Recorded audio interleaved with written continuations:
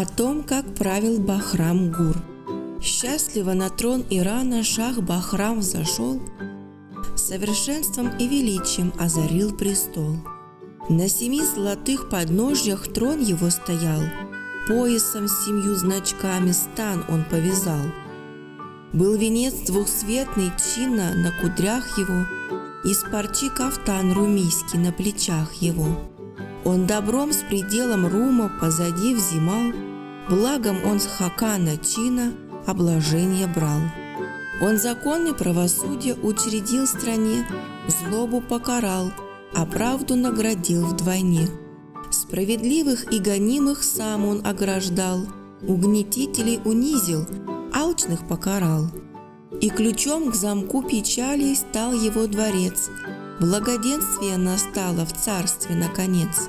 Государство процветало, обретя покой, и при нем дышать свободно стал народ простой. Овцы множились, богатый расплодился скот, на полях лилось живое изобилие вод. Всякий плод пошел обильно на деревьях зреть, чистым золотом монеты начали звенеть. Шах Бахрам вникал повсюду сам во все дела. Если видел зло, искал он тайный корень зла. И последовали шаху все князья земли, и окраины Ирана также расцвели. Все, что глохло в запустынии в дни его отца, расцвело и разрешилось у его дворца. Стражи кладов и владельцы замков крепостных крепости ему вручили и ключи от них. Дневники приказов свыше каждый обновлял, каждый жизнь свою на службу шаху отдавал. Шах делами государства окружал себя, подданным добра желая, утруждал себя. Разоренные хозяйства вновь обогатил, беглецов в родное лоно лаской возвратил. Он овец своих от волка злого защитил, сокола своею властью с голубем сдружил. Обольщение старой смуты он изгнал навек, хищничество, лохаимство всякое пресек. Сокрушил, разбил опоры он врагов своих, поддержал друзей надежных он в делах мирских. Человечность он законом для себя избрал. Лучше благо, чем обида, людям он сказал.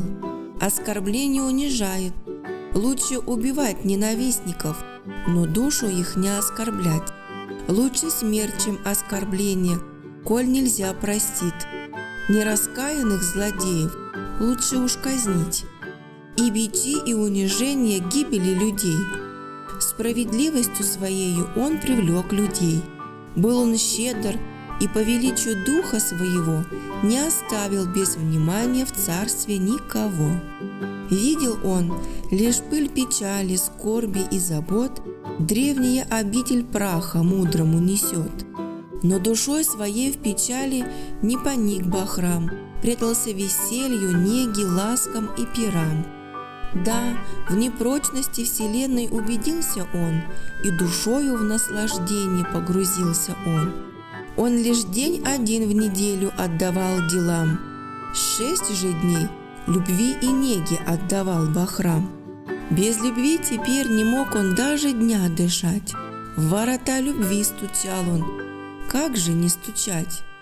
Есть ли смертный, что любовью не был бы пленен? Кто лишен любви, ты скажешь, жизни тот лишен. И любви провозгласил он в мире торжество, и четы влюбленных стали свитою его. Жизнь беспечно принимал он с чистотой душой, правосудие совершал он с чистою душой. При Бахраме не в почеты были плеть и меч, а в казну богатство стало отовсюду течь. Стал Аджам, как плодоносный сад в цвету ветвей, а Бахрам, как солнце, лаской одарял людей. То, что явно властелину, не понять рабу, уповал завистник алчный все же на судьбу. Но погибнет тот, кто Бога вечного забыл, тот, кто в сердце сострадание к людям истребил. И всегда, когда несчастья низкие творят и за свой достаток Бога не благодарят, то в конце концов богатство их скудеть начнет. Будет их пылать железо, пламя, кровь и пот. Засуха и милосердие Бахрама. Были в неки горд жарою спалены поля, и зерна не уродила щедрая земля. Был такой во всем Иране страшный недород, что голодный пахарь начал есть траву, как скот. Мир от голода в унынию голову склонил. Хлеб у скупщиков богатых страшно дорог был. Весь о бедствия народу шаху принесли, молвили: простерся голод на лицу земли. Смерть, страдания, людоедство на земле царят. Словно волки люди падаль и людей едят. И Бахрам решил немедля бедствие избыть. Двери всех своих амбаров он велел открыть.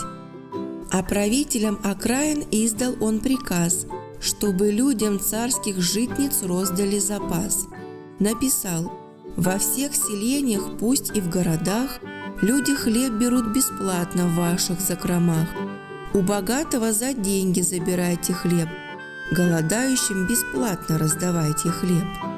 А когда не будет ведать голода страна, птицам высыпьте остатки вашего зерна, чтоб никто в моих владениях голода не знал, чтоб никто от недостатка пищи не страдал. А когда голодных толпы к житницам пришли и домой мешки с пшеницей царской унесли, шах зерно в чужих владениях закупить велел и закупленное снова раздавать велел. Он усердствовал, сокровищ древних не щадя, милости он сыпал гуще вешнего дождя. Хоть подряд 4 года землю недород посещал, зерно от шаха получал народ. Так в беде он истым кеем стал в своих делах, и о нем судили люди, подлинный он шах. Так избыл народ Ирана горе злых годин, все ж голодной смертью умер человек один. Из-за этого бедняги шах Бахрам скорбел, как поток зимой замерзший дух в нем онемел. И, подняв лицо Ездана, стал он призывать, и о милости Ездана стал он умолять. Пищу ты даруешь твари всяческой земной. Разве я могу сравняться с щедростью с тобой? Ты своей рукой величие малому даешь. Ты величие истребления и падения шлешь. Как бы я ни чился, хлеба в житницах моих не достанет, чтоб газели накормить степных. Только ты, победоносной волею своей, кормишь всех тобой хранимых тварей и людей. Коль голодной смертью умер человек один, то поверь, я не виновен в этом, властелин. Я не ведал, что бедняга жил в такой нужде, а теперь узнал, но поздно, не помочь беде. Так молил Бахрам Ездана, чтоб грехи простил, и Бахраму некий тайный голос возвестил: за твое великодушие небом ты прощен, и в стране твоей отныне голод прекращен. Да, подряд 4 года хлеб ваш погибал, ты ж свои запасы людям щедро раздавал. Но 4 года счастья будет вам теперь, ни нужда, ни смерть не будет к вам стучаться в дверь. И 4 круглых года, как сказал Ездан, благоденствовал и смерти не видал Иран. Счастлив шах, что добротою край свой одарил, и от хижин смерть и голод лютый удалил. Люди новые рождались, множился народ. Скажешь, не было расхода, был один доход. Умножалось население, радостно, когда строятся дома, обильны, людны города. Дом за домом в эту пору всюду возникал, кровлею к соседей кровли плотно примыкал. Если б в Исфахан из Рея двинулся слепец, сам по кровлям он пришел бы к целям наконец. Если это будет непонятно в наши дни, ты, читатель летописца, не меня вини. Народился люд, явилось много новых ртов, пропитания было больше все же, чем едоков. На горах, в долинах люди обрели покой, радость и веселье снова потекли рекой. На пирах фарсанга на два, выстроившись в ряд, пели чанги и рубабы, и звучал барбат. Что ни день, то будто праздник, улица шумна. Возле каждого арыка был бассейн вина. Каждый пил и веселился, брани меч забыл, и кольчугу сняв, одежды шелковые шил. Ратный шум, брецание брани не взлюбили все, о мечах, прощах и стрелах позабыли все. Всякий, у кого достаток самый малый был, радовался, услаждался и в веселье жил. Ну а самым бедным деньги шах давать велел на потехи. Всех он видеть в радости хотел. Каждого сумел приставить он к делу в стране, чтобы жизнь была народу радостна вдвойне.